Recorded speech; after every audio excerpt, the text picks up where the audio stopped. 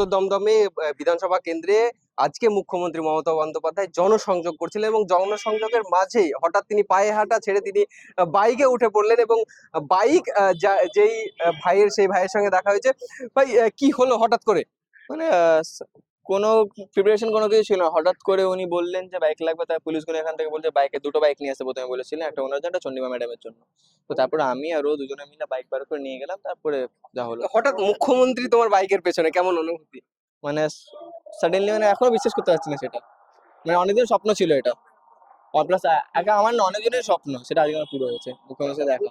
উনি যে তোমার পাশে বসেছিল, কি কথা হয়েছে বা কিছু বলেছেন? নর্মাল পড়াশোনা নিয়ে, একটু চাকরি ফাকরি নিয়ে, সেসব কিছু না। ওই কিছু নিয়ে? ওইটুকু। এবং তোমার নাম বা হ্যাঁ, ঠিকানা? নাম ঠাম আগে সাথে জিজ্ঞেস করছেন, কোথায় থাকি না থাকি, কোন ওয়ার্ড, আর কিছু নেই।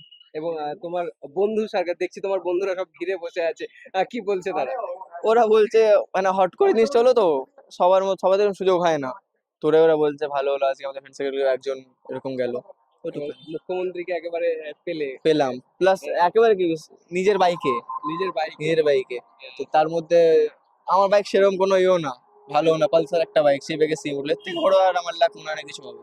উনি কমফোর্টেবলি বসেছেন, নেমে যাওয়ার পর কি বলবেন? হ্যাঁ, নেমে যাওয়ার পর বললেন যে, উনি জিজ্ঞেস করলেন লাইসেন্স আছে কিনা, বললাম হ্যাঁ আছে। হ্যাঁ, তারপরে নর্মাল কথা হলো, তো চলে গেছে।